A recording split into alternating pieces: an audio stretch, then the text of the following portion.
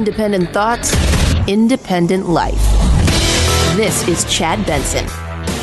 It might be lower than 75%, and that's not necessarily a bad thing. If you look at the flu vaccine isn't 75% effective many seasons. It's partially effective. What it prevents you from getting is flu pneumonia. You could still get infected with the flu, and the COVID vaccine is probably likely to work in a similar way in that if you get vaccinated for COVID, you're less likely to get COVID disease, but you can still get infected with COVID. We won't need more than 40% of the population to get vaccinated for the COVID disease. Scott Gottlieb right there. He's a doctor on the vaccine, the herd immunity. Let's be real. Yesterday, I'm here in Arizona. Doug Ducey, boom, stepping backwards, closing bars across the country. More and more people are seeing their governors take a step backwards. They can say, oh, it's a pause, it's this, that, and the other. But here's the reality. It's ugly right now, and it's not a fake. It's not a hoax. I just sit there and laugh. They're like, oh, my God, it's a hoax. It's not a hoax. It's not fake. Treat it like the flu. Well, it's just like the flu. Well, it's just like the flu, except for we have vaccines and we have therapeutic treatments. If the flu had none of those, we'd look at the flu in a much different way year in and year out. It kills 50+ thousand people on average a year. Some years it's 35,000. Some years it's 80. Could you imagine if you tripled that or quadrupled that because we don't have a vaccine and we don't have therapeutics? Treat it like that. This insanity of what's going on. And I'll be honest with you, it gets frustrating in a lot of ways, watching people battle over the dumbest crap over this. It's going to take time. It sucks. Nobody wants to be sitting at home hoping that they extend your unemployment benefits. Nobody wants to see small businesses struggle. Nobody wants to see 500,000 people die. Is that a possibility? Yeah, anything's a possibility. Think about this. If we don't find a vaccine that works and we don't have a good therapeutic, and this thing's still hanging around a year from now, we'll be heading towards that 300,000, 400,000, 500,000 death mark. And worldwide, this will be a pain in the ass for everybody continuously. Now, I am of the belief that we're going to get there sooner rather than later. And if we have a vaccine tomorrow, there's a lot of people say, yeah, I'd take it. There's also a lot of people out there who say, you know what? Nah, give it a while. You guys take it. You let me know how that goes. You build up the herd immunity and I'll benefit from it because I'm not quite sure that this thing's going to work the way that you think. Dr. Fauci. Doubt seriously that any vaccine will ever be 100% protected. The best we've ever done is measles, which is 97 to 98% effective. Oh, that would be wonderful if we get there. I don't think we will. I would settle for a 70, 75% effective vaccine because that would bring you to that level of would be herd immunity level. And that's what we want. We want to get to that level because we're seeing what's happening and it's growing. Now, the younger population is the one who's being affected mostly right now. The older population has already gone through a wave. They've already felt it. The younger population's out and about doing their own thing. They're feeling it now. Are they putting people's lives at risk? You could argue that. I said yesterday, Grandma and Grandpa, you have to be smart about this as well. Mom and Dad, you have to be smart. If your 21-year-old son goes out to a party, hangs out with his friends this weekend, 4th of July, and there's 20 or 30 of them, you have to say, hey, you know what? The potential to put us at risk is too much. Especially because we got to take care of Grandma and Grandpa or whatever it is. I get that young people are out doing their thing. Zero problems with that. I would have done the same thing. We all would have. Our parents would have called us selfish, and rightly so, but we all would have done it. This is the world we're living in at this moment in time. Like it or not, this is where we are. I don't think anybody's thrilled by this. Now, how do we get to the point where we can say, without a doubt, we're on a better path? How do we get to that point? I think it'll come sooner rather than later. I was speaking to a doctor yesterday who told me, hey, well, the vaccine's great, a great therapeutic, that can really, really turn the tide on this would be huge. And the reason therapeutics are better at this moment in time is because they're tested. So we're going to already known drugs that we know what the side effects are, and in many cases have been in the marketplace for years, some decades. So we understand what the risks are and what's involved with that. So like remdesivir, we know that it reduces and in many cases stops or cures 33% of the people that are in situations where they're basically throwing up the Hail Mary. We have no idea what it looks like earlier in the coronavirus because it's only being used in one situation. Could that be it? Could the steroid they're using in Europe be the one? I don't know. But that will be a much more telling thing early on, and many more people will be apt to say, hey, I'd rather do that than get a vaccine, because you don't know what the vaccine looks like on the other side. And I'm not talking about being an anti-vaxxer. I'm talking about, what if my arms fall off? Just something ridiculous. You don't know. Usually vaccines take about 5 years. It took 9 months for the H1N1 because, like everything else, we saw something. We said, well, we got to get this done sooner rather than later. We cut through all the red tape, took all the red tape down and said, here. So I think we'll get there. When? Probably by the end of the year. But when will people really get it in mass? I would say it's probably going to be about 6 months after that. 323-538-2423 at Chad Benson Show is your Twitter. Feel free to tweet at me. You can text the program as well. Love hearing from every single one of you. Let me tell you something. This is going to be a bigger story coming forward when it comes to what did Trump know and what did Trump not know when it came to the potential of having bounties on the heads of our soldier and American personnel in Afghanistan, as well as NATO allies. As usual, some people are ripping him.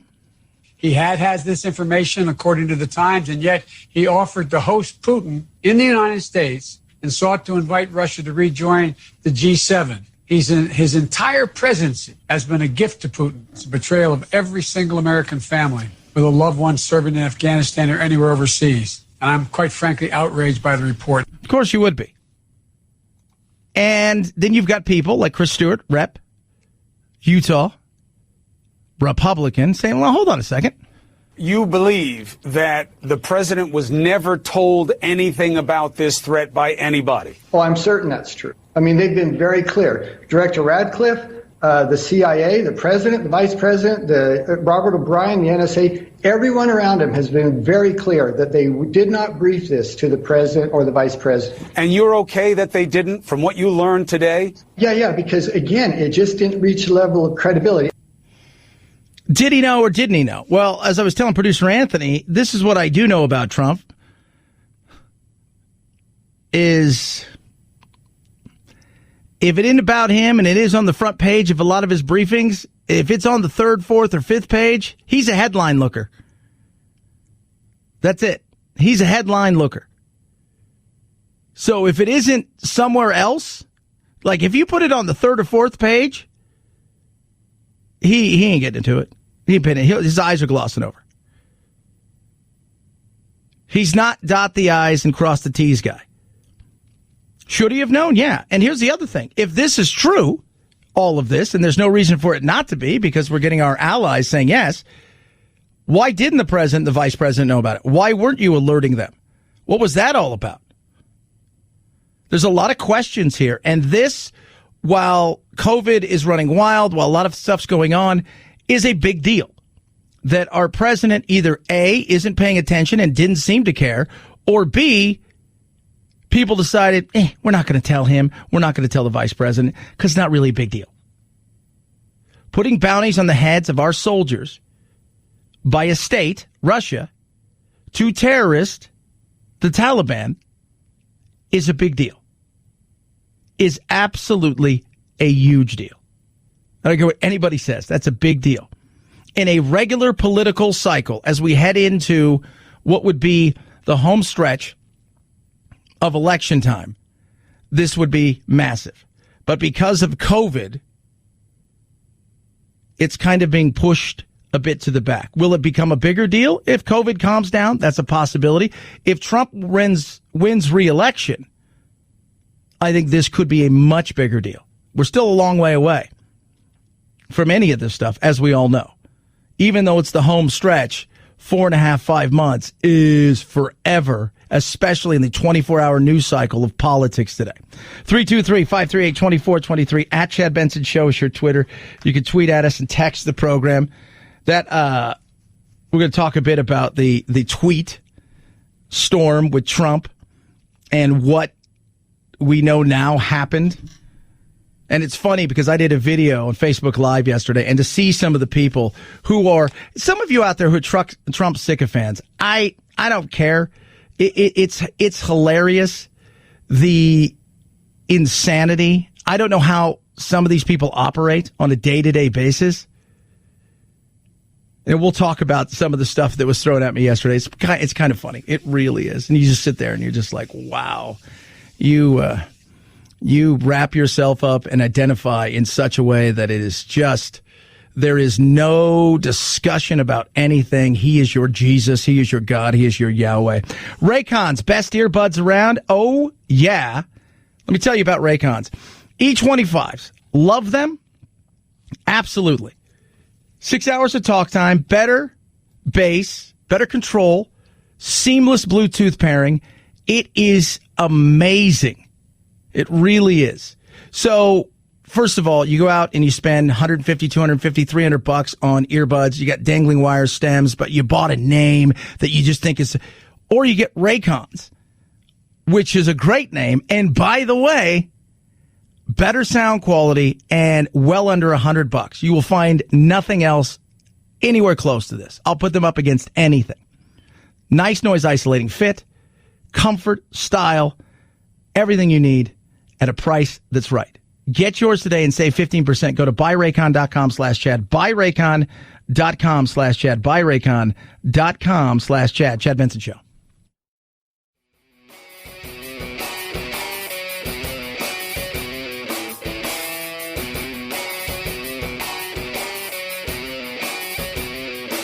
Being antisocial sucks. Hang with Chad's friends on Facebook, The Chad Benson Show. And if you just need some alone time, head on over to Twitter at Chad Benson Show. Either way, we can't wait to meet the real you. We're trying to do that in a surgical way so that we don't have to undo some of the openings that we've done. And we're doing it also so that we don't have to re-implement a stay-at-home order, which was extremely effective in late March and early April, but it also crippled our economy. That is Mayor Suarez of Miami trying to figure out how everybody, I mean, here's the reality is every mayor, every single political leader out there, they're trying to figure out how they walk the fine line of keeping people safe and keeping businesses open, because they realize a second close down for a lot of businesses would be, I'm going to say it, kids, a bridge too far. And that's the reality. It's going to be absolutely devastating for a ton of businesses. And how do you do that? How do you walk that fine line? You want to keep people safe? Absolutely. You want to keep businesses open? Not only keep businesses open, but try to figure out a way how you keep businesses open and get people comfortable enough to spend money. And right now, there is no easy answer.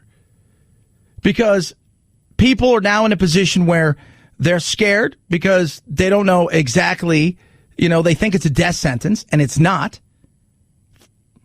The second thing is people are scared to spend money because they're not sure if they're going to have a job in 6 weeks. So how do you do? There's no easy answer. This is the situation we're in, and we've got to make do with the best that we have. There could have been better ways of handling it. And I continue to point back to places like Sweden and say they did what I thought we should have done, and we could have learned from their mistakes as well, because they realized, and they said their biggest mistake was not protecting the elderly and the people that were the most vulnerable. So I don't know. I don't know what we do at this point in time. Each state's going to have to go at it in a much different way. But here in the Southwest and through places like California and over in Florida, you're going to see these spikes continue. And as the weather stays good, more and more people are going to be heading outdoors. More and more people are going to be out having fun. And I still think that we're going to see some spikes through the summer. And this is going to be a first wave, an endemic wave, it looks like, of just continuously here. Yesterday, we touched a bit about this. Trump retweeted the video over the weekend. Officer! Get back in your car, he said to me. Get back in your car. I got a woman. Where's the officer? We don't need Nazi pig, Nazi, racist pig. That's what you are. Trump. Racist. Yeah, you got it, you. White power. Yeah, there you go, white power. You hear that? So, Trump apparently was golfing. He retweets it. And I talked a bit about it yesterday. Like, what are you doing? People attacked me. How dare you attack Trump? He knows exactly what he's doing. He didn't hear it. He had to listen to it 3 or 4 times. Trust me, he should have heard it. He should have figured it out. And people were going after me. How dare you? Go back to Venezuela. Some guy called me all kinds of names, challenged me to a fight. I was laughing. I'm like, whatever. I just, this is the issue with a lot of this stuff. A lot of people have a big mouth, and it just makes me laugh. They couldn't get a hold of him for 3 hours. He was golfing, which you're golfing, whatever. I have a problem with that. Couldn't get a hold of him because he put his phone away. He's golfing for 3 hours. At no time did anybody thought to hit up while this thing's out there any of the Secret Service people that were out there saying, hey, Steve, you watching the president? Yeah. Is there any way you can tell him to delete that retweet because it says white power on it? There was nobody you could get a hold of for 3 hours. That is, wow. I guess we need to know when he goes golfing, if you want to do something, that's the time to do it. 323-538-2423 at Chad Benson Show is your Twitter. Tweet at me, text the program as well. They're the couple that is making headlines around the world, defending their home in a comical way. Chad Benson Show.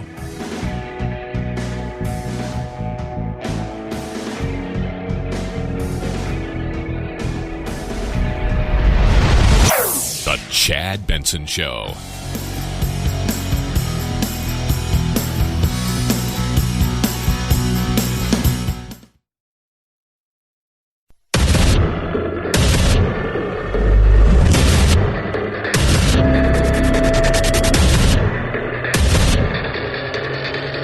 Independent thoughts, independent life. This is Chad Benson. Right now, only about 40% of people take the flu vaccine each year because we're going to have a lot of people who have already had coronavirus by the time that we get the vaccine. So to get to herd immunity, we won't need to vaccinate 80, 90% of the population or even 60% of the population. We'll probably only need to vaccinate 30% of the population, again, because a lot of people have had it. Probably about 7% have had it already right now. If we just continue on our current rate, at least 15% will have it by the end of the summer. If we just continue where we are right now, we're going to slowly burn our way towards herd immunity as we get into the fall and the winter. Dr. Scott Gottlieb right there talking about the vaccine, who's going to need it, when, if we get it, how many people, or percentage-wise, what we're going to need to take to get to that point where we achieve somewhat of a herd immunity. What herd immunity means is enough people have been exposed to it, enough people have antibodies, or they've had the vaccinations that it has nowhere else to go.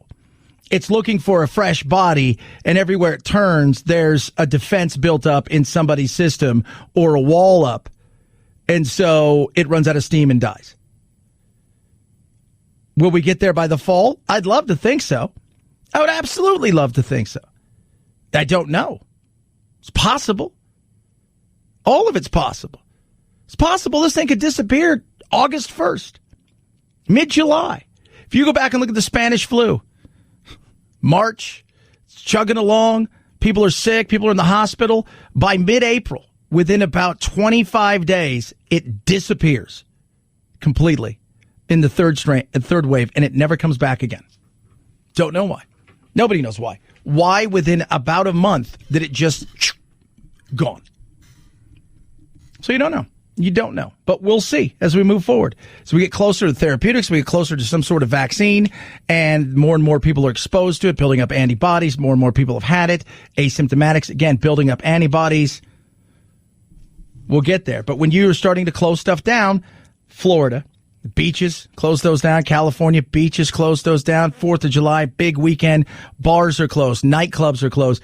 Big time of year for a lot of people to celebrate, get out there, have fun. They're told small crowds. I mean, it's tough. And small business is feeling it big time, as well as big business. Everybody is feeling it. The question is going to continue is what do we do from here? How do we build confidence in people even when we emerge out of this, that we're going to get the economy rolling again fast? Because we've not felt that financial tsunami. Been fortunate enough because of the government throwing a ton of money at companies and the PPP and all of these things and the extra $600 a week for unemployment. But August 1st, you're going to start to really see it. People are going to be asked to leave because they haven't paid rent. That extra $600 is going to disappear from the feds. You may get another stimulus, but you're probably not going to get an extension of that, at least not that kind of stimulus as far as $600 a week. And those forbearances are going to come due, and banks are going to have to start foreclosing on houses, or people are going to start walking away. That's when you're going to really start to feel like this thing's moving in a much different direction, because there's been a bit of a delay because the government's come in and thrown money at everybody. 323-538-2423 at Chad Benson Show is your Twitter. Tweet at us, text the program. Love, hate. So I did a video yesterday, and I talked about all kinds of stuff. And one of the things I talked about, was Trump and the bounty and the white power thing. And people attacked me because how dare you? And I don't get the sycophant thing. I don't get it.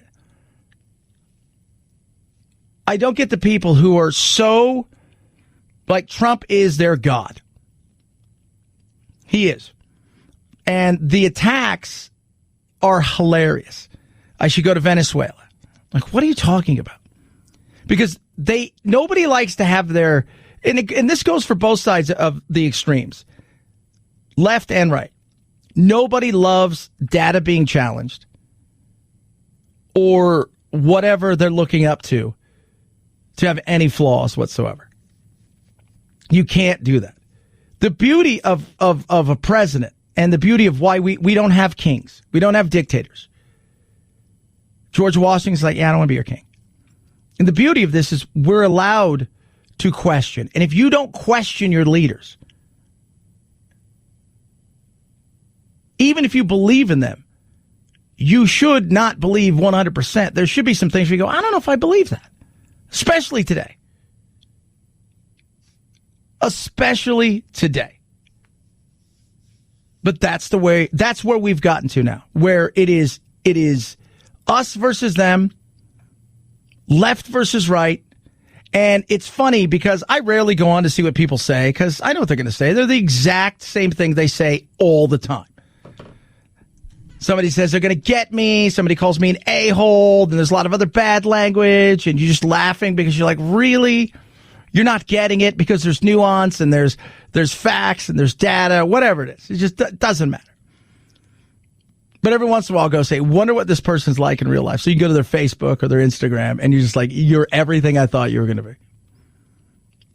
You are everything that I thought you were going to be. And it is hilarious. And and why does everything, and it doesn't matter because I get it from the left too. Like, why does everything have to be the first thing you do is insult somebody? And then try to have a conversation, if at all. It's nuts. You can't do it. 323-538-2423 at Chad Benson Show is your Twitter. You can tweet at us. They had the right. And they exercised said right. They were a couple in St. Louis. I posted a picture of them yesterday. They went out and defended their home, their domicile, if you will, from angry protesters pissed off at the mayor in St. Louis because of course, everybody's all about defunding the police. And if you haven't seen it, well, it's entertaining. Mark McCloskey says the protesters smashed through gates on their street, and this is all private property. He also says that he and his family were threatened. Now, we did check the area this morning. You can see the wrought iron gate is now gone. There is a chain link gate up with a pink ribbon on it. As soon as I said the words private property, it enraged the crowd. There was then a horde of people coming through the broken gate. I mean, the gate was broken in pieces. I've sent you the photographs of it. And there were, I don't know how many people, there was a tremendous number of people, all angry, all shouting, all coming towards us. Yeah, so he goes out and his wife goes out. They're both like personal injury attorney lawyers. And he's, they're in their probably late 50s, early 60s. He's got his pink polo shirt on, his khakis, shirt's tucked in. He comes out with an AR-15. She's got some sort of like 22 little pistol. And he doesn't really, first of all, the way they're holding the guns and everything, you're defending. I thought they were going to shoot each other on accident. I thought Barney, this is why they gave Barney Fife one bullet and they never let him put it in the gun.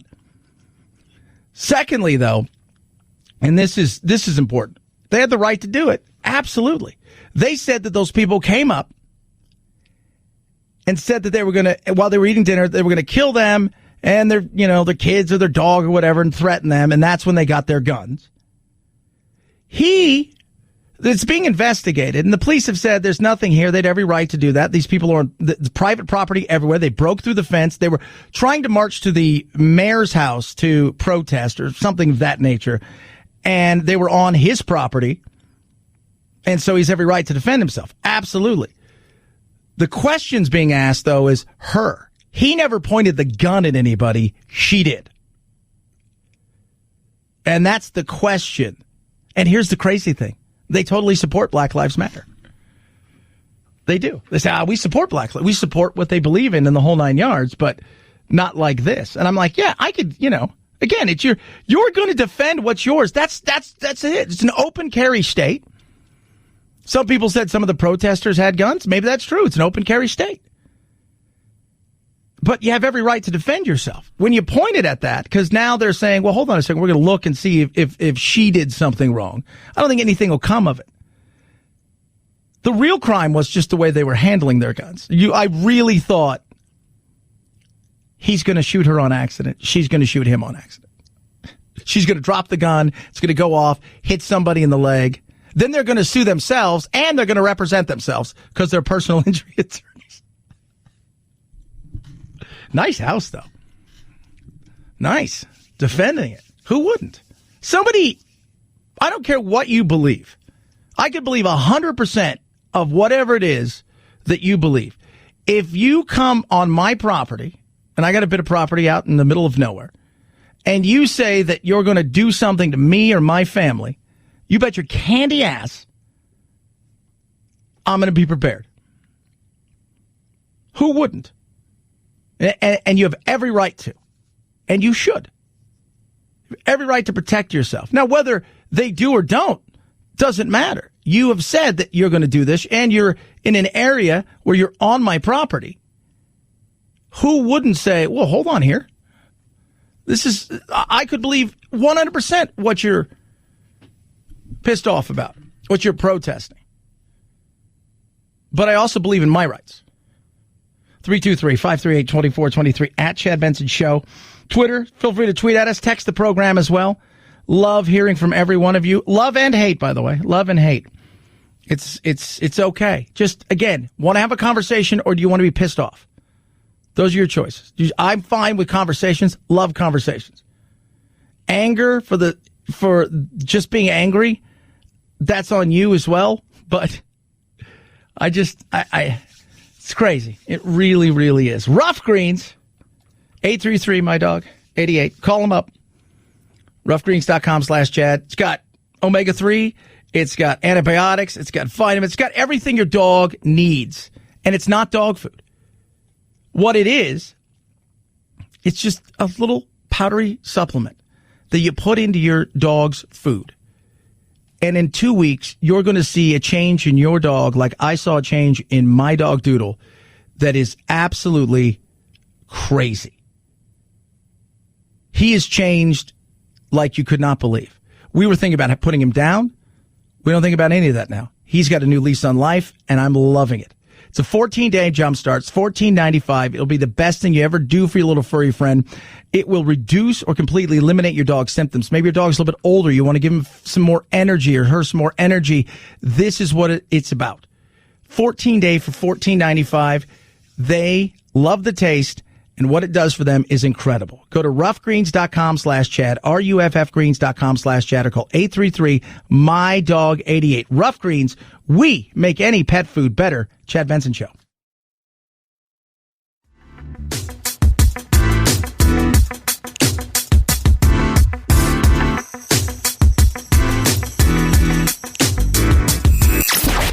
Wanna be boys? Give me a bowl of chili with plenty of peppers. One Mexican heartburn. Why don't you mugs grow up? The Chad Benson Show, where independent, a la carte thinkers have a seat at the table and a voice in the dialogue. I'll have what she's having. This is Chad Benson. Another day they don't have. A chart record for Bob Dylan. His new album, Rough and Ready, debuts at number 2 on the Billboard 200 album chart, making him the first artist to have scored at least one new top 40 album in every decade, from the 60s through the 2020s. Rough and Ready is Dylan's 23rd top 10 and 50th top 40. At number 1 on the Billboard 200, Little Baby's My Turn scores a 4th week on top, tying The Weeknd for the most weeks at number 1 this year. And on the singles chart, The Baby's Rockstar, featuring Roddy Ricch, returns to number 1, its 3rd week on top. That's a big TikTok song. That's where I heard that song. I'm like, how many? Like, is there a whole? Is it just 15 or 20 seconds of a song that somebody did? And that's where like all the kids are getting their music now. So they go to TikTok, and people will do a dance or do some sort of challenge for 15 or 20 seconds of just like a quick clip. And it's becoming like boom, like Savage, and I'm like, that's cool. I like it because you're just getting the hook, and you're like, is there more to it? And then sometimes you listen like, well, it's crap until it gets to that part. Bob Dylan. I think it was a 17-minute single. 17 minutes. So think about it: 60s, 70s, 80s, 90s, 2000, 2010, 2020. Think about the years that is. Been around forever.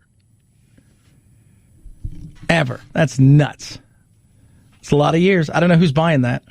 I have no idea. I have zero. I could not tell you who's buying that. Producer Phil, you're a music guy. I can guarantee you did not buy that. Am I correct? I did not buy that.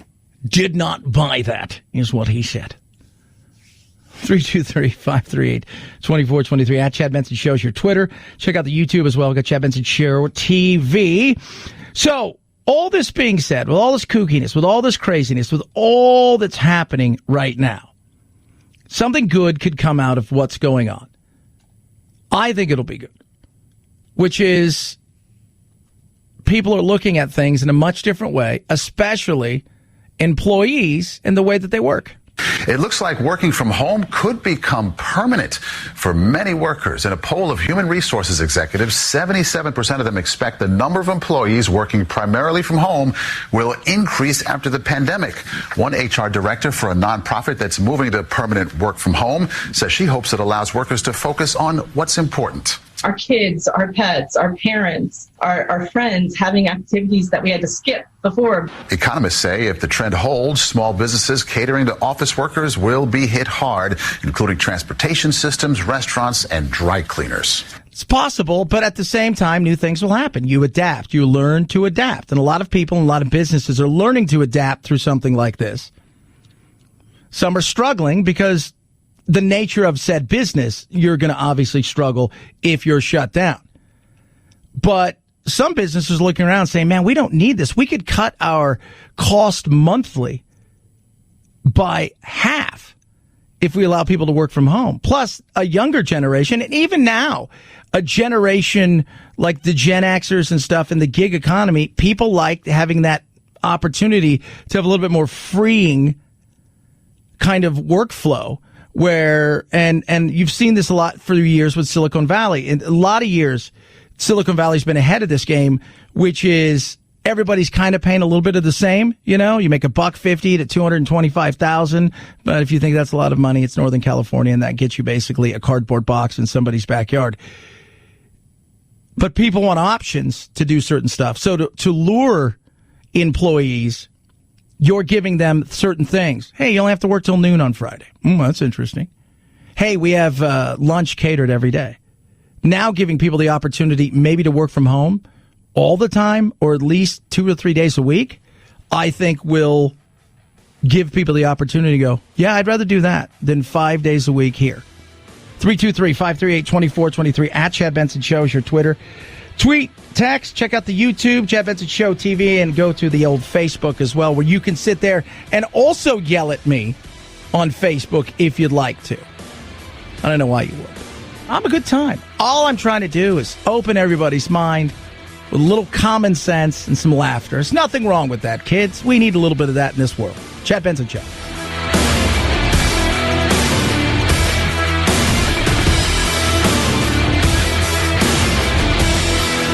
This is the Chad Benson Show.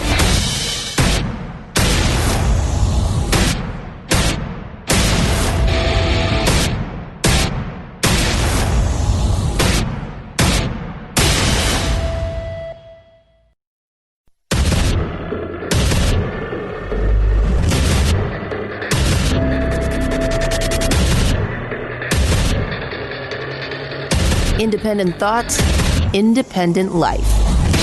This is Chad Benson. In Texas, hospitals are nearing the brink. First responders working around the clock. In Houston, the fire chief says they're now getting 1,100 calls per shift. Paramedics suiting up in PPE, treating every call as a possible COVID case. While in Arizona, hospitals are reaching capacity and the death toll climbing. Yeah. Well, actually, when you look at the death toll number, it's kind of, even though it's going up, obviously, the death rate's kind of staying the same. So that's good. Now, I know it sounds weird, but if the death toll was, for every 2 we get, we were getting 1 death, that'd be worrisome. But the reality is, governors are making hard decisions. And they're doing it piecemeal right now, which is bars, you guys can't open. Nightclubs, you guys can't open. Beaches, you're closed. Amusement parks / water parks, you guys are closed. Gyms, you're closing down again. Oh. Short of a stay-at-home order part 2, this is where we are with the coronavirus. Numbers are spiking. Somebody says, Chad, why is it they're spiking in the Southwest? Several reasons. First of all, we have a very young population. Places like Arizona, Texas, affordable living, big colleges, kids come here, young adults, they decide to stay here, make a life. That's one of the reasons. Second thing is, places like Arizona, this is the time of the year when we really don't go out that much. So people do things indoors a lot more, where during the rest of the year, people are outdoors, people are indoors, we're outdoors because it's nice. Today's going to be beautiful. It's only going to be 101 degrees. That's a gorgeous, cool day here this time of year. And then you've had people that were cooped up for months. The opportunity to go out and do things was too overwhelming. They went and did it. Some of their friends may already had it, and they thought to themselves, it didn't do anything to them because you have this kind of, I'm bulletproof attitude. I get it. You're young. But for everybody else, we're dealing with that right now. And it sucks, but the reality is it's ugly. And I think governors and mayors across the country doing everything they can to stop having to institute a second stay-at-home order. And so what you're going to see is inch by inch kind of, I'll do this before I do that. And then I'll do that before I have to do that. And then I'll have to do that before I do that. Because psychologically and fiscally, you're trying everything right now to hold on to what could be another absolutely massive disaster in a second stay-at-home in some of these big, big, big states. Businesses that are not following the protocol and the rules, that they're going to be shut down for 10 days for the first occurrence, 15 days the second occurrence, and 30 days the third occurrence, to penalize businesses that are not following the rules. And my question is, like, what's the rules? Because that's the one thing. Like yesterday here in Arizona, Doug Ducey, 30 days. He shut down the bars, the water parks, the professional sporting venues. They told the players they can't go out and work out. Nightclubs, several other things, gyms, all closed down. Some of the things that can stay open, the laundry list of things you can and can't do and how they measure you. You have a Series 6 or a Series 7 liquor license, and it's crazy. And I talked to a couple of business owners yesterday, like, hey, look, could I make it through a second shutdown? Yeah, but I don't know if there's going to be a third. So we've already told ourselves, if there's a second, we're shutting it down. We'll come back when all this is over and try to rebuild again. And I think you'll see some of that. You'll see some businesses that are hanging off their life, but if a second shutdown comes, or a slowdown, meaning you eliminate half of their business and allow them only to do one or two things, that's going to be massive. And every month we're closed, most economists say it's a year to rebuild. If we close down for another, say, 60 days, you're looking at 3 to 5 years before we get to pre-coronavirus kind of feel of where we were in the economy. Things can change like that. We can find a therapeutic. We can get a vaccine. All of those things can take place. But at this moment in time, it's not great. And then I heard that, was it Cuomo said, I don't know if you saw this, Phil, or producer Anthony, but Cuomo said, if you leave the state, you go to any of these 14 states and you're a New Yorker, that you lose your sick time. Is that insane? How do you take away sick time? First of all, if you work for a private company or any company, how do you take away somebody's sick time because they went to visit somebody? It's a free country. So you go visit your grandmother in Texas from New York or Florida or Arizona or California, and you come back and they find out, they said they're going to take away your sick time? Are you kidding me? You're a clown. You're a clown. 323-538-2423 at Chad Benson Show is your Twitter. You know what's interesting about that, too? Remember how everybody was all about him? Well, why isn't he running for president? Why isn't he doing that? But the shine came off quick. Didn't it? The shine came off really, really quick with him, especially after the whole debacle with the nursing homes. Once that kind of started, wait, he was putting sick people back in nursing homes? Yeah. Once that happened, people were like, eh. 323-538-2423 at Chad Benson Show's your Twitter. Feel free to tweet at us. You could text the program as well. Love hearing from every single one of you. Please do continue to throw stuff at us. Love, hate, all of that. So here's the question. Did he know? Did he not know? That is the question that people are asking the administration and Donald Trump about Afghanistan and whether or not he knew that there was potentially bounties on the heads of our soldiers and NATO allies. Did he know? Did he not know? They, of course, being the administration, deny that they knew anything. And people on the right absolutely believe that 110%, they believe it.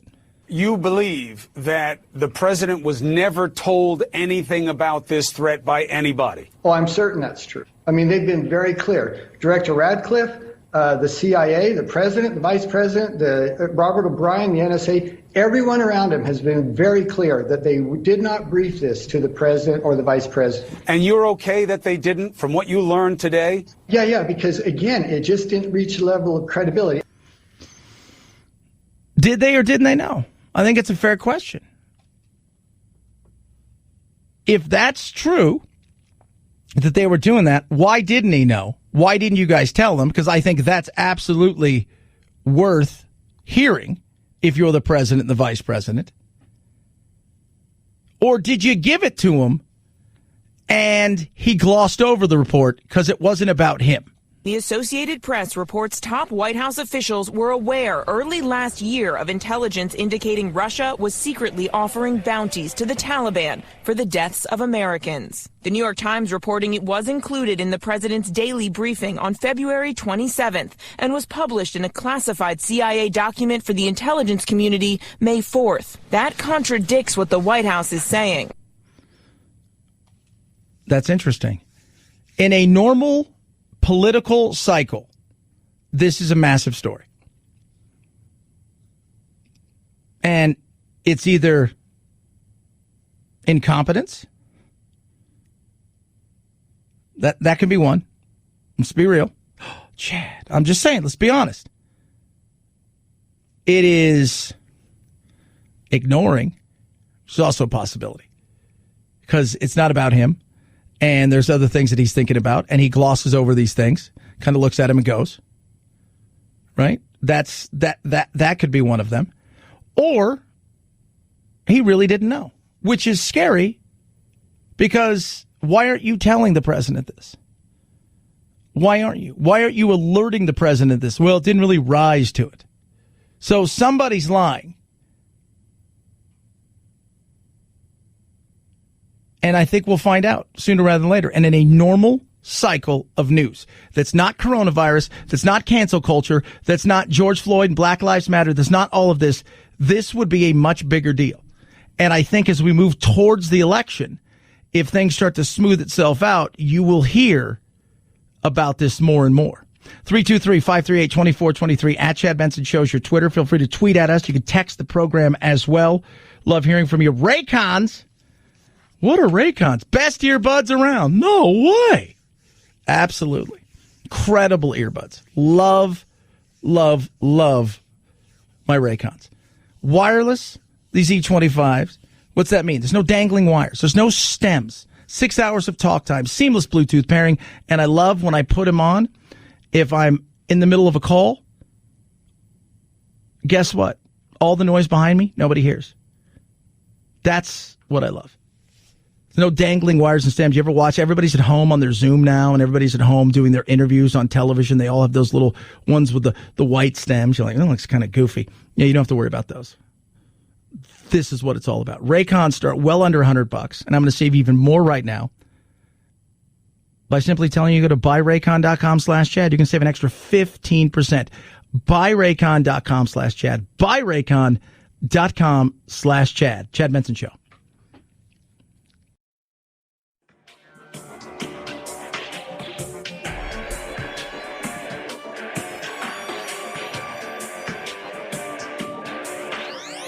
Warning, no snowflake zone.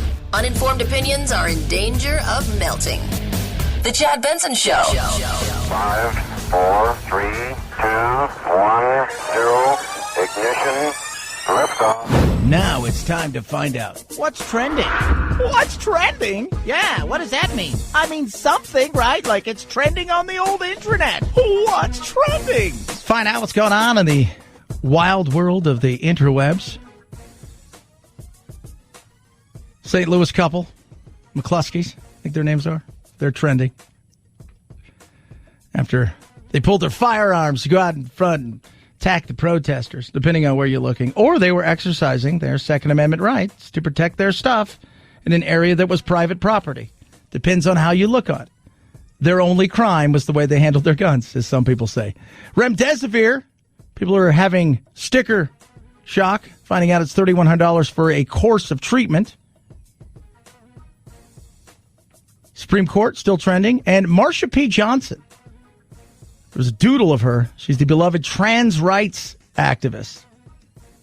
It was honored by Google as the Pride Month comes to a close.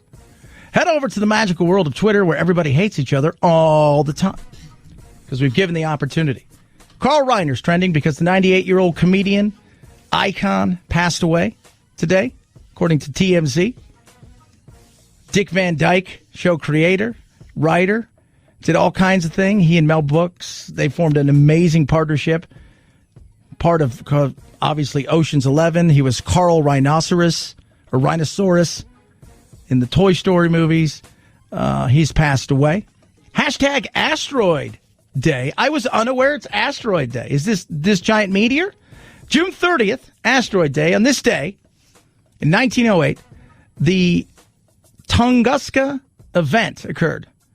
If you've never seen it, an explosion over Siberia caused by, some people say, an asteroid airburst.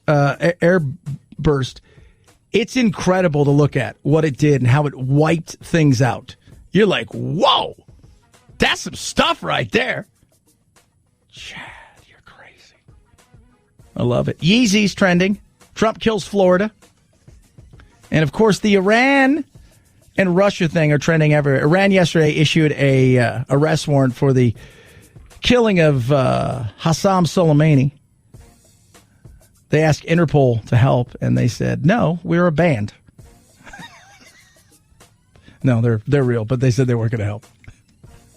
And Russia's back in the headlines. And this one has, I don't want to say it has legs, but there's a little bit more to it than a lot of the stuff that goes on in the craziness to get Trump. There's a lot more that is in this. So we'll see. I don't think it's going to be right now with everybody looking at what's going on in the crazy world of COVID and what's new. There's apparently a new flu that they're monitoring in, I'll give you guys a bet, right? You get one guess. Oh, China. You said China. You're right. It's a swine flu. And it could become a pandemic. They're monitoring right now. There's no immediate threat, but this one could be awful as well. So, would we call this Pig 2 flu? Is that, can we? That's all, folks? Some of those flus that are out there that don't spread, they're far more. I think it's the H9N7 one. That mortality is like, it is nasty. We're talking 35%, but it doesn't spread very easy, and it's spread in years. So this, don't know, but they're monitoring it. Just what we need. Like 2021 is like, let me show you. You hold my beer, kids. You thought 2020 was hilarious. Watch what we're going to be able to do. 323-538-2423. At Chad Benson Show is your Twitter. So we think that ESPN needs to start adding some fun stuff to their lineup. And producer Anthony sent me something that looks entertaining, and I have raised his entertainment. And we'll talk about some of the new stuff because baseball, the NFL, God knows if it's going to come back. So we better start figuring out some new sports that we can enjoy, that can be watched and enjoyed from afar without lots of crowds. 323-538-2423. At Chad Benson Show is your Twitter. You can tweet at us. Something was canceled. Yeah, I know, another thing. Shocker, right? And I'm going to throw some out there that should be canceled. Just because, why not? Right? Chad Benson Show.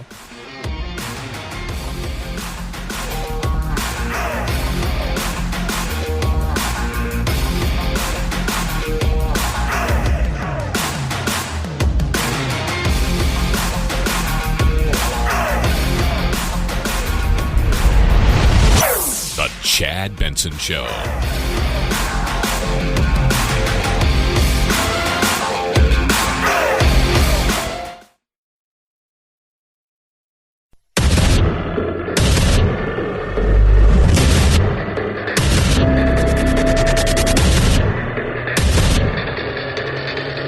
Independent thoughts, independent life. This is Chad Benson. It might be lower than 75%, and that's not necessarily a bad thing. If you look at the flu vaccine isn't 75% effective many seasons. It's partially effective. What it prevents you from getting is flu pneumonia. You can still get infected with the flu, and the COVID vaccine is probably likely to work in a similar way in that if you get vaccinated for COVID, you're less likely to get COVID disease, but you can still get infected with COVID. We won't need more than 40% of the population to get vaccinated for the COVID disease. Dr. Gottlieb right there. As we talk about the COVID and the spreading of said COVID, which is hurting plans for not just the states right now that are pausing or stepping backwards, California, Texas, Florida, Arizona, but other states that we're thinking about moving forward are potentially going to have some issues as well because of that. How close are we to a vaccine? A lot of people think that's the ultimate decider, but that's not true because I think there's a lot of people out there that are going to be hesitant to take a vaccine, especially one that was pushed through so fast at first. You'll still get a lot of people that will. Somebody said, would you? I said, yeah, I probably would. But I understand why people don't want to. I think a therapeutic is more likely to be found in the next several weeks that is effective earlier on. The therapeutics they're trying out now. So remdesivir, hydrochloroquine, the steroid that they were using in Europe and I think continue to do so, those are for the critically ill. Most people, you go to the doctors, right? You get your Theraflu and all of your other stuff that they have that they can prescribe to you earlier on in the game, which helps mitigate the effects of the flu. We don't really have that. And we're not trying any of these things on patients or people that have symptoms that may never get to the hospital or may be in a situation where their next step may be going to the hospital. So we're not trying any of these things on those people. It's only for the critically ill, kind of a Hail Mary in a lot. And it's shown to be effective. But it's also costly. Remdesivir is $3,120 for a round of treatment.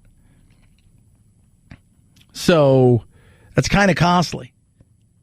And that's why when you look at some of this other stuff, though, they're looking at a little bit cheaper.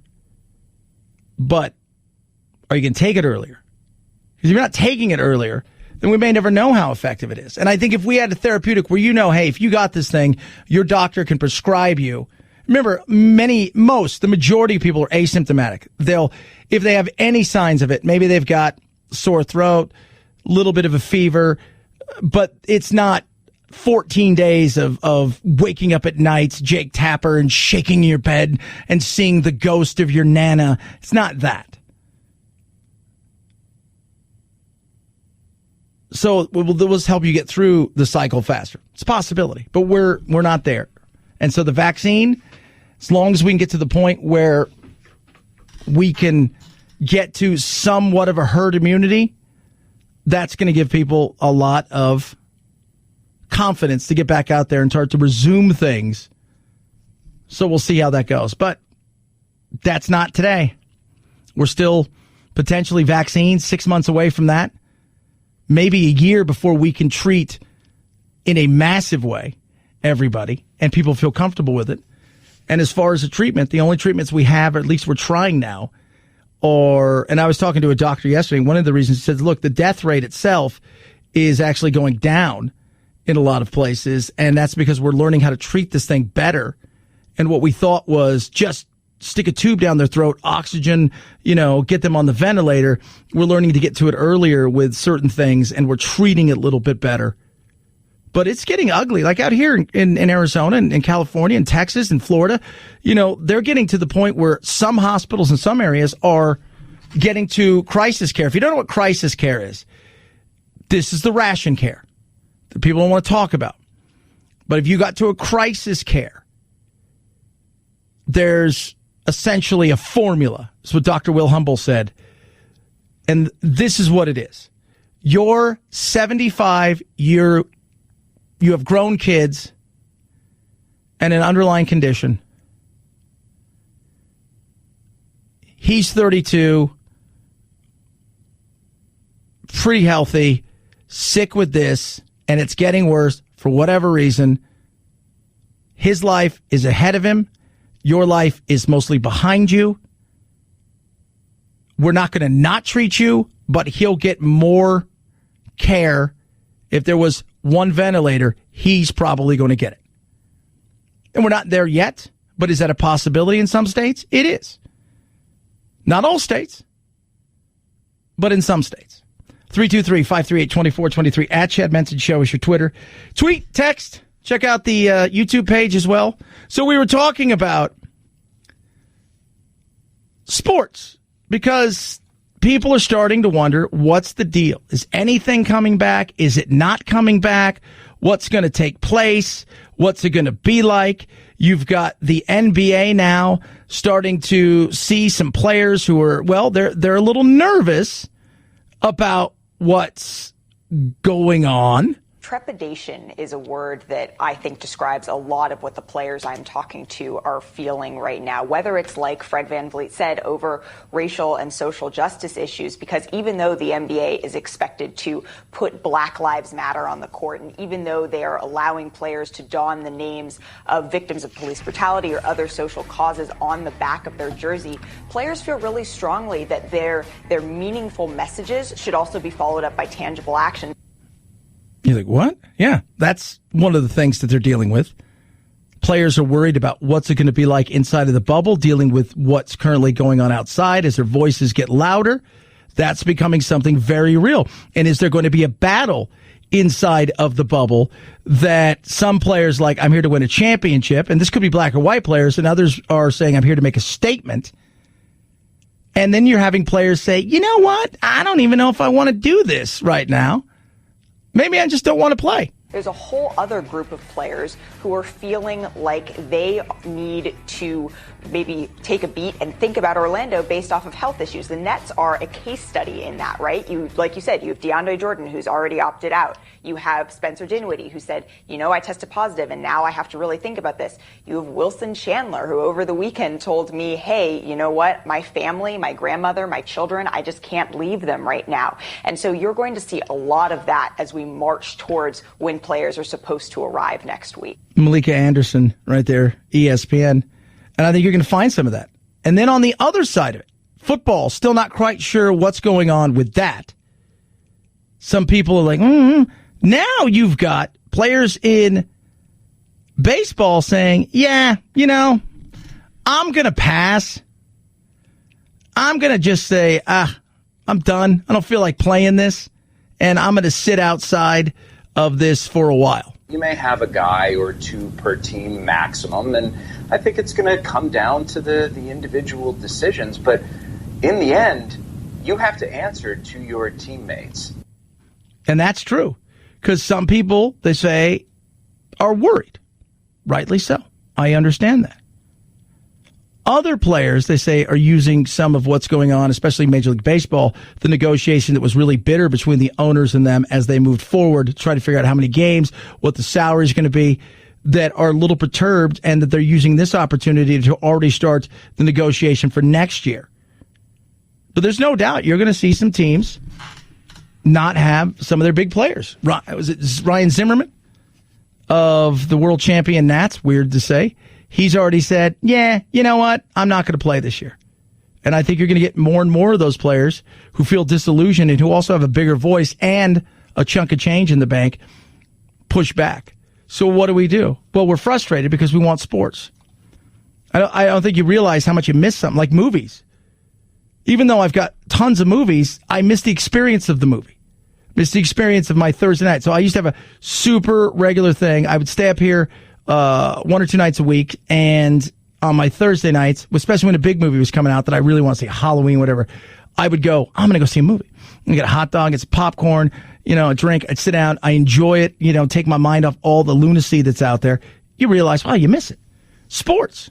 So Anthony sent me something. He's like, Chad, have you seen Cycle Ball? I said, I've not seen Cycle Ball. It's awesome. If you've never seen it, it's the weirdest thing you've ever seen, but it's amazing. Guys on 10 speeds with so there's no brakes, right? And it's a trip. Special handleballs. They flick the ball into soccer nets. It's like indoor soccer. It's awesome. So that's good, but I'm going to raise you. ESPN, you need to get on this one. It's called, I'm going to say it wrong, Buzkashi. It's a Central Asian sport.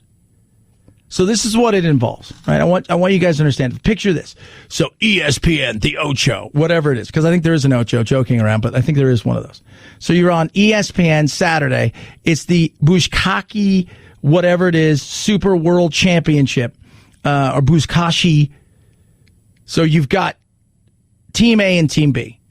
It's played in Central Asia. So you have a dead goat. Now, stick with me. It's going to be fun. You got a dead goat. And with the dead goat, you've got to, and you're on horseback. So you have to ride around like a flag. And then you've got to get to the other side. And then put your dead goat in the circle of justice. And apparently that's how you get a point. And it's totally violent. And it's awesome. And if you've never seen it, or you think, I think it's Rambo 2. I think at the beginning of it, I think Rambo might even be playing it. How awesome would that be? You got nothing else, man. And there's no real fans. Could you see that now? Going into like Kazakhstan or Kyrgyzstan, and it's some guy from ESPN, a super executive. He's like sitting down. He's like, all right, here's the deal. These guys come out. Next thing you know, looking around. There's cheerleaders. There's explosions. Stuff's happening. These guys have uniforms. Like, what? Like the goat is... We had to get rid of the goat the way that you guys had it. Too many people will be offended. They totally just modern it up. Sponsors. Everybody's wearing Coca-Cola. Adidas. 323-538-2423. At Chad Benson Show is your Twitter. You can tweet at us. Love hearing from all of you. I do. Apparently, it had been played here sometimes in the 40s. It's been a while. Last game played was in Ohio. So, it's been a bit. Cleveland. Oh, great. LeBron would probably be great at this. Probably. Probably would. Find out he's like a master horseman. Oh, my God, he's amazing.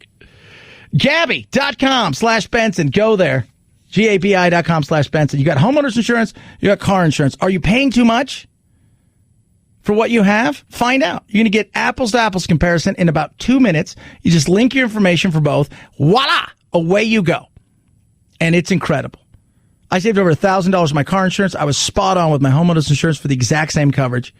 They're not going to spam you. It takes 2 minutes. We're talking major insurers, Travelers, Nationwide. We're talking real insurance companies. On average, Gabi customers save about $825 a year. They can do the same for you. Totally free. No spam, no robocall, none of that stuff. GABI.com/Benson. Link your information. Find out how much you can save on homeowners and car insurance. Gabi.com/Benson. Gabi.com/Benson. Chad Benson Show.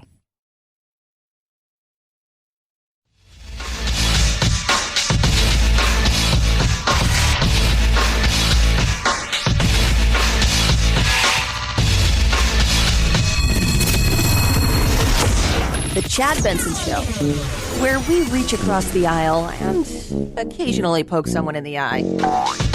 Carl Reiner gained fame in the 1950s on TV in Sid Caesar's Your Show of Shows. In the early 60s, Reiner and Mel Brooks teamed up in The 2,000-Year-Old Man. What was your diet like? What God meant. Like what? Cloud stars. Reiner created a television classic. The Dick Van Dyke Show. And Reiner once said, it was about me. But anytime somebody writes about themselves, they're writing about everybody. Reiner directed the box office hit Oh God, starring George Burns, and co-wrote and directed 4 films with Steve Martin, including The Jerk and All of Me. Yeah, he was a legend. He was absolutely a legend in the business. We knew when we were doing the Show of Shows that we were doing something very special, because all the writers would say, gentlemen, this is a classic. When we have something really good, we say, this is going to last. And they did. And the Dick Van Dyke Show, I knew I had something very special because it was about me. And anytime you write about, not that I'm special, but anytime somebody writes about themselves, they're writing about everybody. He's right. He is.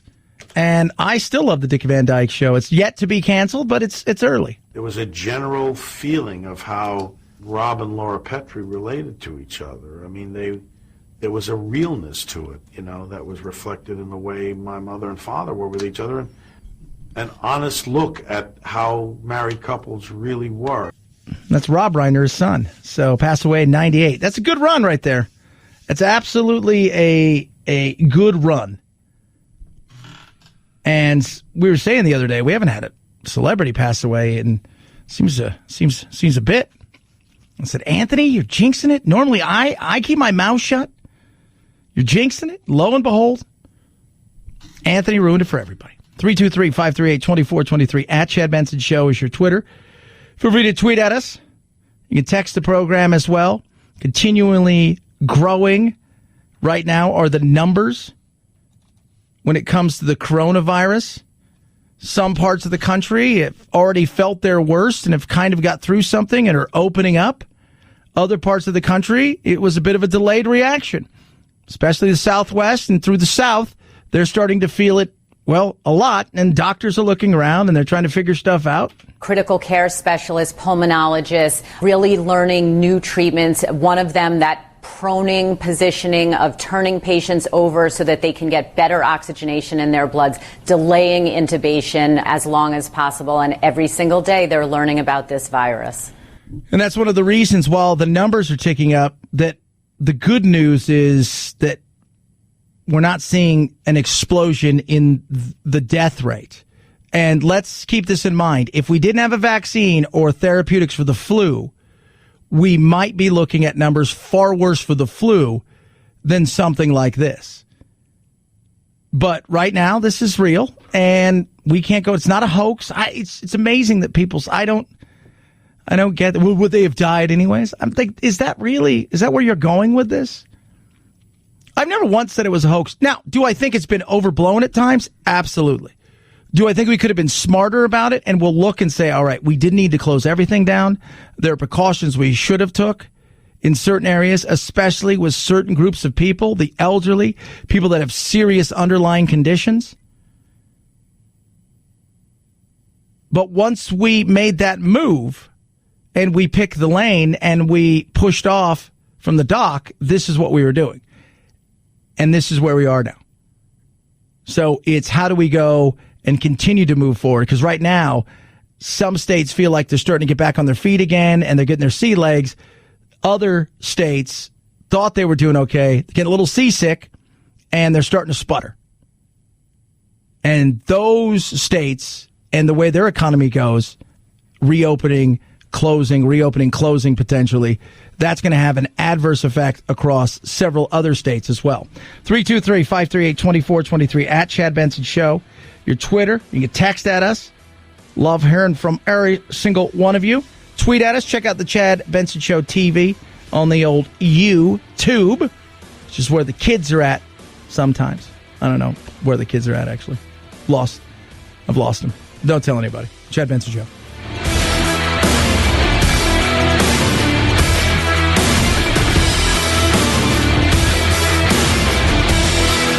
This is the Chad Benson Show.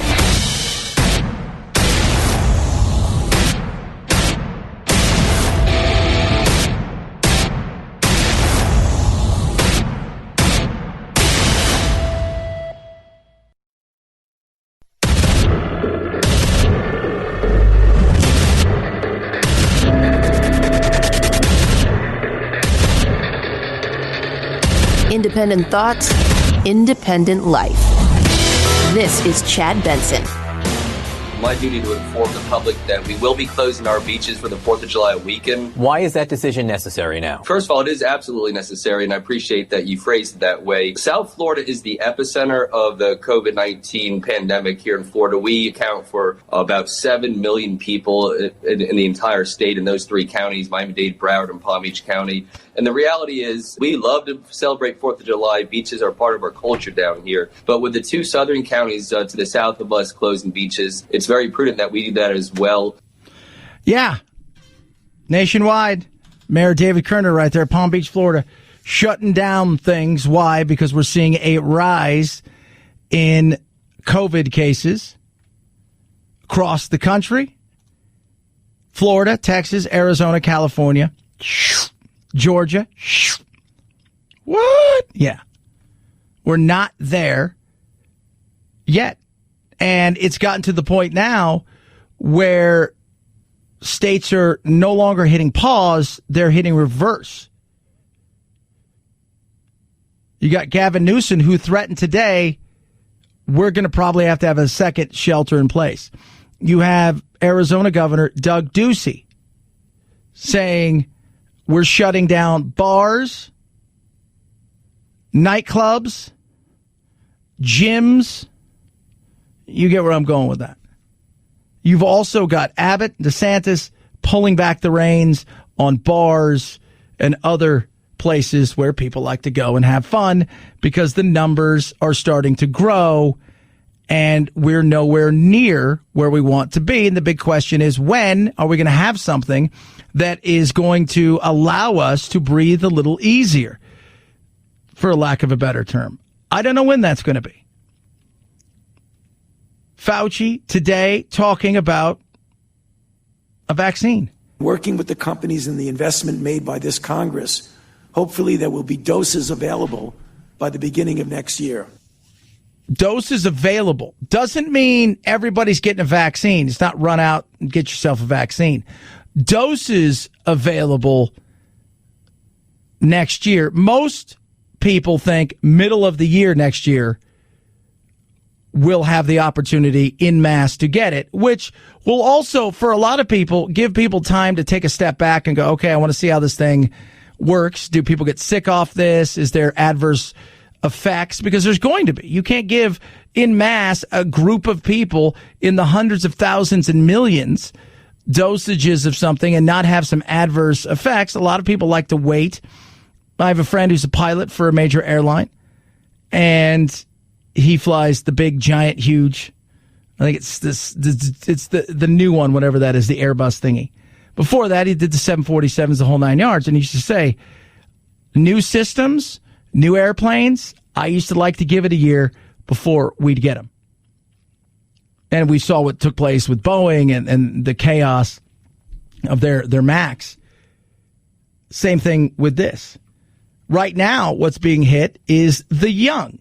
The young are driving numbers through the roof, particularly areas where they like to get outside, have some fun, and party, or go inside and party because maybe it's a little too hot.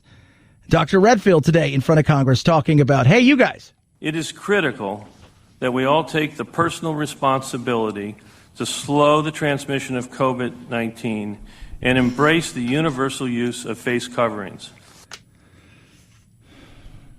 It's hard for some people. Some people, well, a lot of people have turned it into politics. Well, it doesn't need to be politics.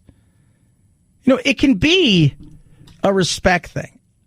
I don't want to wear the mask. I don't know anybody who does want to wear the mask. I was talking to a doctor yesterday, Dr. Bingham, who is, he works with people who have chronic pain, and we were chatting because, you know, he does surgeries and stuff like this. So let me tell you something, because these things are awful. These N95s, and sometimes you have to double up when you're in surgery. It's all. Nobody wants to wear these. For some people, it's become a bridge too far. This is it. Not doing it. You're taking away my rights. No, they're not. You can have respect. Now, if they tell you you're going for a walk outside with your kid, or you're going to go to the park, and you better wear a mask, or you're being an idiot. Then at that point in time, you guys who are forcing this are overstepping the boundary. They tell you wear it inside your house or wear it inside your car. I'm sorry. That's insane. But if a business asks you to wear it, wear it. That's it. Just wear it. First of all, it's their business. They want you to wear a top hat to get in. You have to wear a top hat, which would be awesome. I don't have a top hat. We're not getting in. Where would I get a top hat? It's not my problem. They have a top hat store next door. Hey, you guys own that. I'm just saying, if you want to come in here, you got to have a top hat. It's about also showing respect for other people. Saying, I respect you enough that I'm going to wear this. I don't have to agree with it. I don't have to like it. Quite frankly, I could be frustrated with it, as a lot of people are frustrated with it because of the craziness and the conflicting messages. Congressman Andy Biggs. Are you in favor of people wearing masks? I mean, there seems to be a substantial amount of epidemiological studies that say, look, they work after kind of this back and forth for months. Yeah, they work. Are you in favor of them? I got a stack right here, Trace. This is just the literature reviews, looking at probably 90 studies, and even the ones that say they may work, they'll say, well, but we don't have enough information yet. And the other two studies say they don't really work. And that's where people get frustrated. Sometimes it has nothing to do with rights. It has all to do with the fact that I'm not sure I believe what you guys are telling me. If a store wants me to wear a mask, I'm going to wear a mask if I want to go into that store. That's the point I'm trying to make. We should be able to make that determination. If I own a business, I should be able to make that determination. If you ask me to wear a mask and I'm going into your store, I'm going to put a mask on because I want to shop in your store. That's the point I'm trying to get at, Trace. And I think that's what it should be. If somebody asks you to do something to get into their store, I don't like wearing a mask. Even here, inside, we wear a mask inside the studio, not when we're doing this. So my other show, I've got a partner, on-air partner, Gatos, joke, I call him Mr. Best Friend. He sits about 6 feet from me. We don't wear a mask inside, but one of our producers comes in, they'll have a mask on. We've had to move our prepping into an area that's a little bit bigger because we have a smaller office. When we get up, like if I'm getting up to go to drink of water and I'm going to the kitchen, I'll put a mask on. If I'm just getting up really quick to the bathroom, I'm not going to do that. But they've asked, and I respect everybody else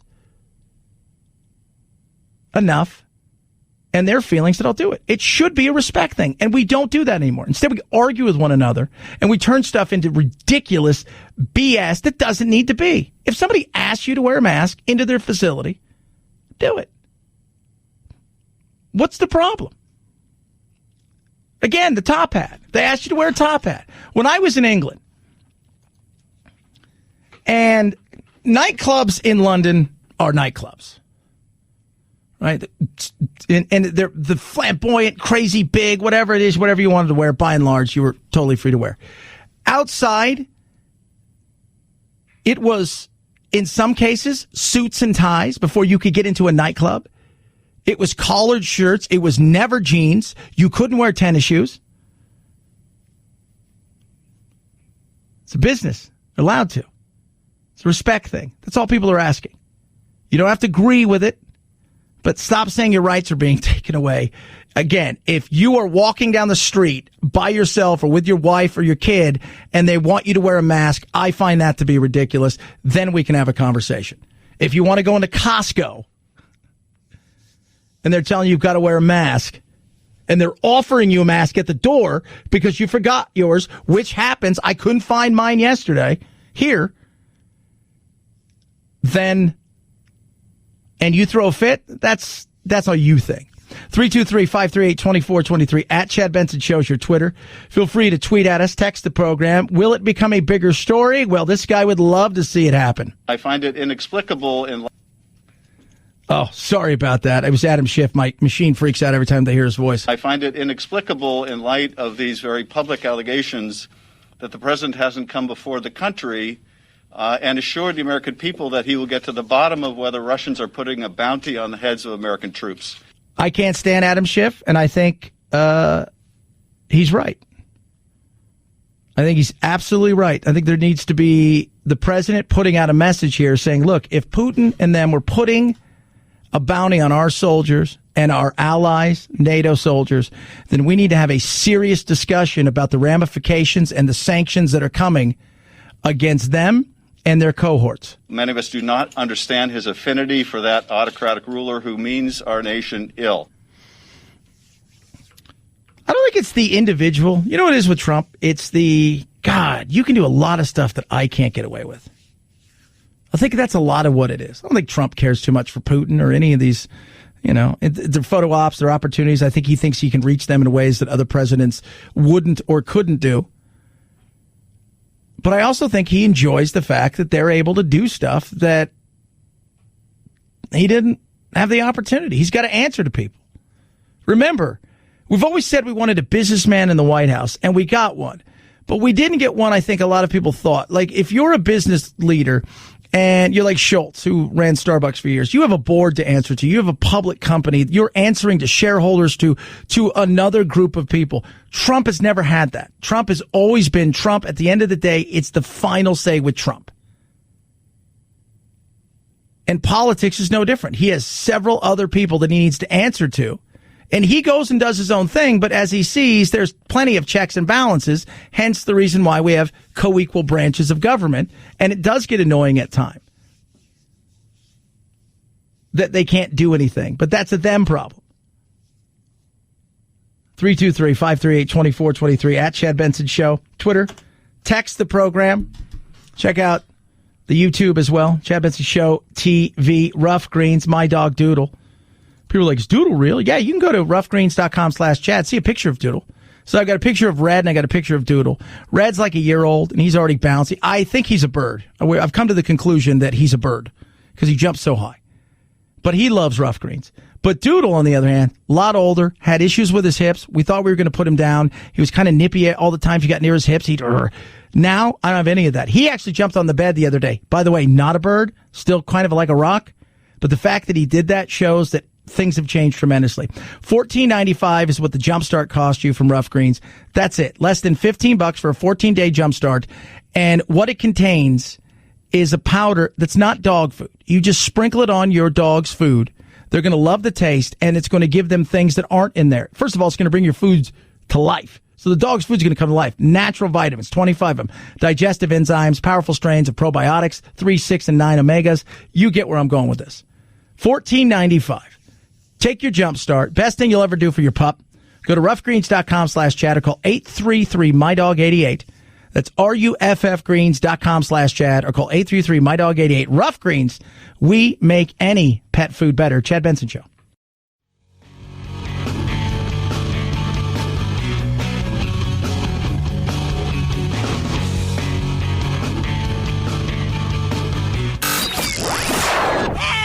I can't take it anymore!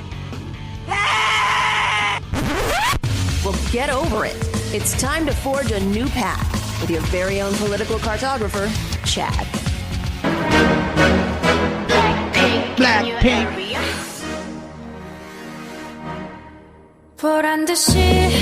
It's my jam.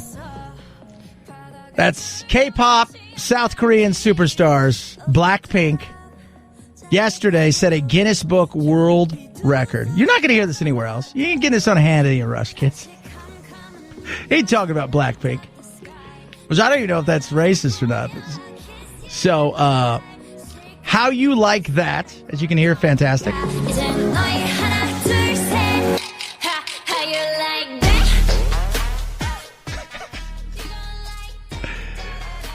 Most viewed YouTube in 24 hours, almost 90 million. Not bad. It's good work if you can get it. Top of that, most viewed music video on YouTube in 24 hours. Most viewed YouTube music video in 24 hours by K-pop. Most viewed for the premiere of a video. Most viewers for the premiere of a music video on YouTube. At their peak, they had almost 2 million people watching it. Who did it beat? Ariana Grande's Thank You Next. Taylor Swift, Look What You Made Me Do. Also beat themselves and BTS, which is also another K-pop group. So they're trying to make the breakthrough. Every week, though, you hear about a K-pop star that like kills themselves or like that whole, like we watch this. You watch any of those TV shows like American Idol and all of that stuff. Like you get into these contracts and then they work you nonstop. You think, and they're angry about it. And some of them get mad and they want to break the contract. And you find out, okay, it was bad. It wasn't really that bad. These youngsters over there, it is 24/7 nonstop. At the height of Michael Jackson not leaving his house is what their life is like, with 50 people telling you what to do, how to look, how to act, what to eat. Yeah, I'll pass. They have no, like, there is no life. They're just being produced. They're manufactured. 323-538-2423 at Chad Benson Show. Your Twitter. Feel free to tweet at me, text the program as well. If you haven't heard, there is a new potential pandemic that could be out there. It is a swine flu. They say don't worry about it at this moment. It's hard not to when you're trying to figure out what's going on here. You've got Fauci today. I mean, we got people who are trying to figure out, we're a month away from schools. They have no idea what they're going to do to get kids in schools. It is very important to get the children back to school for the unintended negative consequences that occur when we keep them out of school. And there is plenty. We announced last week here in Arizona, we're going to start schools on time. And then within 3 days, all right, pushing it back 2 weeks, but we're going to start at home schooling and then potentially in class schooling.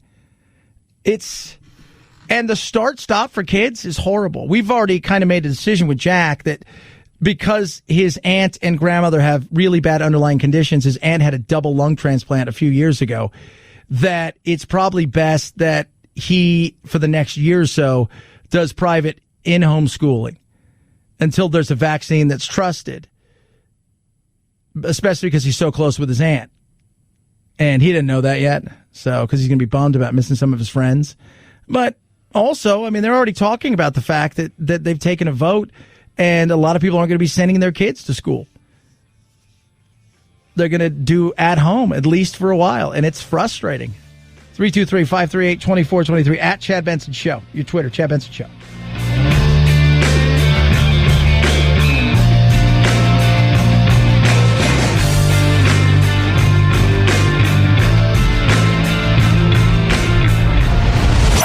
The Chad Benson Show.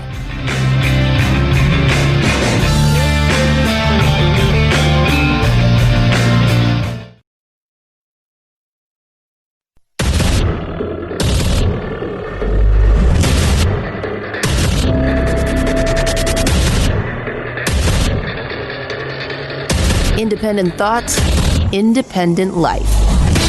This is Chad Benson. My fervent hope, my prayer, is that it was a good day for the many victims that were so harmed, whose lives were altered, whose lives were taken by this terrible predator. Yeah, predator indeed. D.A. Todd Spritzer right there talking about that awful, awful, awful human being that is the Golden State Killer who pleaded guilty. Joseph James D'Angelo yesterday pled guilty. He committed at least 13 murders, more than 50 rapes, and 100 burglaries from 74 to 86 in California. And get this, he was a cop. As part of the plea deal, he was also required to admit he had done crimes which he formally wasn't charged with, including rape. He was charged in 2018 for 13 related kidnapping and abduction attempts. He cannot be charged of the 70s crimes of rape. But it was, I mean, this guy is as heinous as it gets.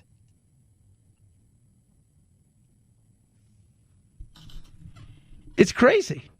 I remember the FBI, they caught this guy, oddly enough, like through DNA evidence in a California database, and it had to do with some weird kind of, I think it was like one of those genealogy things. And it was awful. And this big book about it, Aline McNamara wrote the book, and just before he was caught and eventually tried, she actually passed away. Her husband is Patton Oswalt, the comedian. So, yeah, this guy is as bad as it gets. And when you listen to people talk about who he was and compare him, he is the real-life version of Hannibal Lecter. And it's DA Anne Marie Schubert talking about him. Other people said, I will tell you, I swear I saw the devil today. Yeah. But he's going away for a very, very long time, like forever, and good riddance to the worst kind of rubbish. 323-538-2423 at Chad Benson Show is your Twitter. You could tweet at me. You could text the program. We live in the world of cancel culture. The latest thing to be canceled, of course, is the Golden Girls. What? Yeah, they're going to cancel something. Hulu is removing an episode of the Golden Girls. Why the hell are you marrying my son? I'm glad one of us finally brought that up. I look at the two of you, I see so many differences. He is 23. You are 44. He's white, you're black. He is 23. You are 44. We said that already. I'm sorry. I just can't seem to get past that one. Yeah, 23, 44 was the whole premise, but she was black and he was white. And Beatrice, Arthur's son, was marrying her. And then there was a point where two ladies, including Betty White, come out wearing a mud mask and make said joke. Can I ask a dumb question? Better than anyone I know. What color is black people's dandruff? Rose, black people don't have dandruff. God figures they've been through enough already. This is mud on our faces. We're not really black. Are we going to cancel her? No, they had mud on like they were doing them. It's stupid, and they took it down. And the interesting thing is, were there jokes about race? Yeah. Was it the 80s? Absolutely. A little bit different. But there was also a coming to and an understanding that there was a point to it all. And those things are missed, right? Using comedy and stuff like that to talk about situations. By the way, not only was interracial marriage still a different thing back in the 80s, and it's crazy to think, that's like, whoa, you're like, that's not too long ago. But also that age difference for women and men compared to men and women. Being 44 and marrying a 22-year-old or 23-year-old, but it being a 44-year-old woman and marrying a 23-year-old, that was weird. There's a lot of things that went into it, but there was a message at the end of it. But we're too busy canceling everything. Dixie Cups. I'm telling you guys, Dixie Cups is next. Dixie Cups is next. There was a Dungeons and Dragons episode of Community where that's been pulled because of some sort of issue with that. And I'm like, my God, I mean, like, what's going to be left? But there are some people that get to a position where they can kind of do their own thing and they don't have to worry about it. And one of those guys is a guy that is very interesting. His name's Dave Portnoy. He started Barstool Sports. He is absolutely unapologetic in the way that he goes at things. And a couple weeks ago, it started up again with a Jamil Anderson tweeting something that he said, taken completely out of context. And of course, the cancel culture started. And rather than do the apologetic tour, he just ran at it and said, yeah, well, on you, you guys can't cancel me. Cancel culture finally coming off the Barstool. And here's the thing. I've been doing this for 2 decades. I've made fun of every group of people, every race, every creed, every culture, you name it. We've made jokes about it. So if the No Fun Club, if the cancel culture wants to go back, blog by blog, video by video, day by day, week by week, month by month, year by year, decade by decade, and comb through everything we've ever said and done. And there are people that do that. There are people looking to catch people. There are people looking to come hard for people. There were people back in the day with the likes of Howard Stern who would listen all day so they could find something to send to the FCC. I worked for a radio company a decade and a half ago. God, it feels weird to say that, but a while ago. And they had a morning show on the rock station where they were always getting FCC complaints because there was 2 people that would sit at home all day and all they would do is listen so they could complain. And it's insane.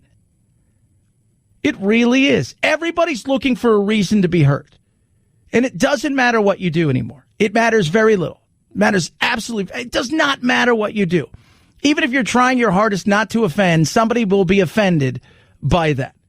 And the reason the likes of Rogan and right now, J.K. Rowling, because of her stance when it comes to trans women and women's rights, and Dave Portnoy and everything, is because they have such a big following that they have their own army. And their army isn't going to let them be canceled, and their army will take up the battle for them when so many other people are out there canceling even themselves. You're going to find a few jokes that miss the mark. But times change. Sensitivities change. Cultures change. When you've been doing it as long as we have, things change. It's like going into a comedy club for a comedian that you hate, that you didn't buy a ticket for, hearing a joke, running out to the street and be like, hey, you'll never believe what this guy said, without giving any context or even saying it was a comedy show. That's what these people do. And I'm not going to apologize. And I love that. I love that. Being in this business as long as I have had, you'd be surprised. See, for a lot of people, it's what's the support you're going to get? Because too often than not, especially in the world of big corporations who are all about virtue signaling, the first time that they hire you in to be controversial. And then when you say something controversial, the first thing they do is they push you in front of the bus. When you stand up and say, you know what, you didn't like what he said, he's got the right to say some stuff, you're going to be offended. You weren't even listening anyways. That's also the other part of it, is many people aren't even listening anyways. They're just being told this through social media because people are looking for the gotcha moment, and then they throw you down the stairs. And that pisses me off. Because what ends up happening is when you stand up and say, you know what, people make mistakes, or you didn't like what he said, or you didn't like what she said, and you took it in a different way, that's on you, and we're not going to throw them out. After a while, people get bored. And when you build up that cachet of power that comes with knowing that you can talk about certain things. I have friends in this business who are afraid to talk about stuff, even though it's the right thing to do is to have conversations, because they're being told, don't say anything, we're going to have to fire you. That's insane. The thing people are coming at me now, the Kaepernick, it's like literally a joke from The Office, which, by the way, Steve Carell has said would never exist nowadays because people cancel it in 2 seconds. Really important issues going on in the world right now. Concentrating on trying to cancel a comedy site is not the best use of time. And not only that, I hate to break it to you guys, but whenever you try to cancel us, it only makes us stronger, because normal people want an escape from this world, and that's all we're trying to do. And it just makes them like us more. And he's right. Dave Portnoy, founder of Barstool Sports. It makes them what? Want them more. Because it is a respite. And you could watch 1,000 things. One or two of them, you could go, oh, I find that to be offensive. Out of 1,000. And maybe not offensive to a lot of other people, but to you. And it's no longer what's said, it's how it's taken. Context means very little if somebody's feelings are hurt. And to this day, I've yet to meet somebody whose feelings were so hurt that they couldn't function in life based on something a comedian said or something somebody said in passing, or better yet, giving an opinion about something that they feel strongly about, and in some cases truly backed up by data. Because we've allowed facts to override feelings. That says they can't go on with their life. Oh, I can't go on with my life. Somebody's done something. Somebody said something. Do you understand how marginalized I am? Do you understand how awful it is? Do you understand how destroyed I am? Do you understand? No, I don't. I may not get it, but you can explain it to me. But I don't want to take away somebody else's right to have free speech and free thought. Why do you have to cancel? Why not can you have a conversation? Because we're not interested in that. We're interested in punishment over progressing. 323-538-2423 at Chad Benson Show is your Twitter. You can tweet at us. You can text the program as well. Valor Gold. Valor Gold, you say. Chad, tell me more about this Valor Gold. So, say you put money in the stock market 20 years ago, and you took some of that money and you put it in gold. Gold would have outperformed the bond in the stock market by 300%. Let that soak in. Now, we've got a market that is overbought because the feds have pumped it up and kept it alive. You've got a dollar that's struggling, and gold's about ready to take off. Valor Gold Group has 50 years of experience in the precious metal industries, and they're going to show you how you can not only diversify your investment for the protection to the downside of that nest egg in retirement, but also give you upside potential that is amazing. It really is. 800-202-6936. Call right now. Reserve your free exclusive copy of The Number One Way to Protect Your Wealth with Confidence. Inside the report, you can learn how to protect your personal wealth for generations, as well as continue to grow your net worth and your money. 800-202-6936. Valor Gold Group. See what's going on. Take advantage. It's absolutely free. There's no obligation. ValorGoldGroup.com/chat. VALOR goldgroup.com/chat, or call 800-202-6936. 800-202-6936. Chad Benson Show.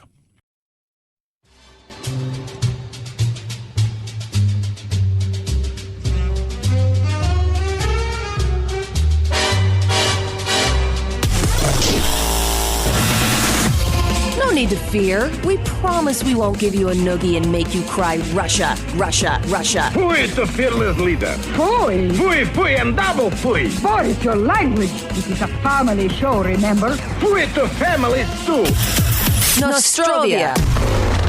This is Chad Benson.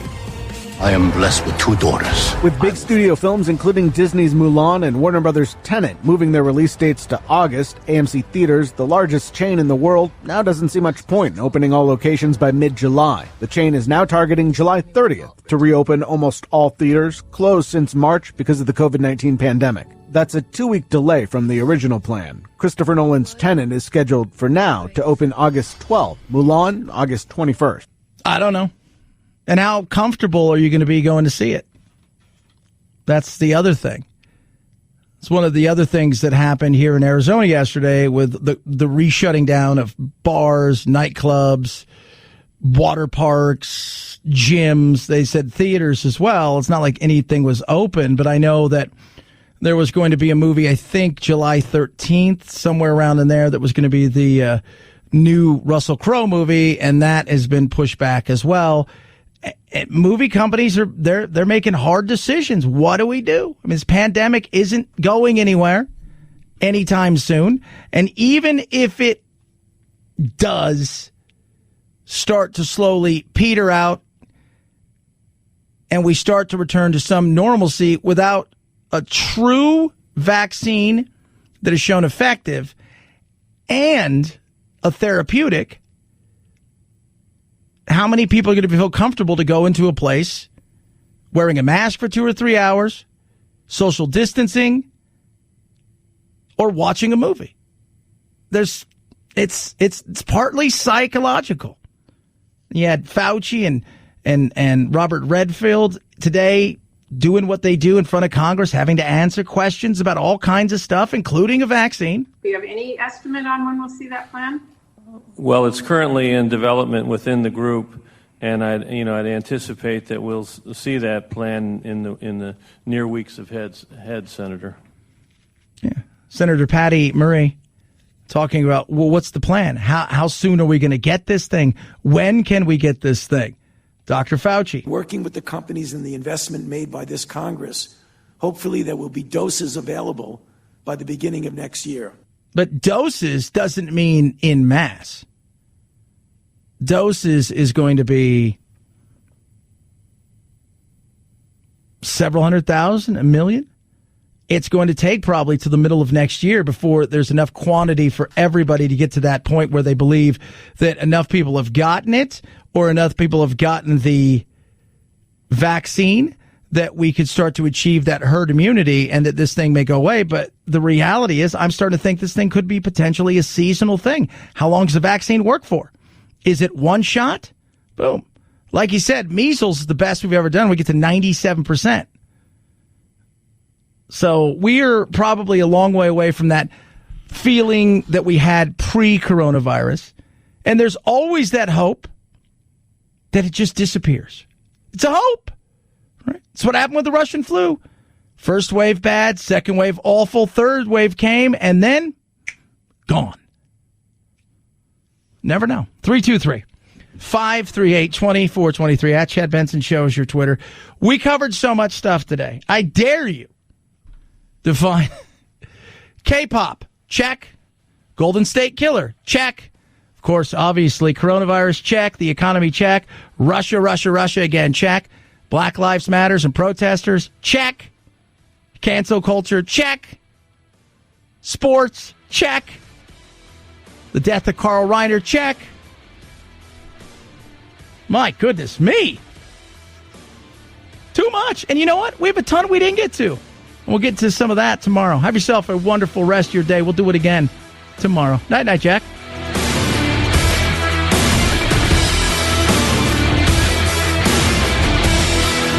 This is The Chad Benson Show.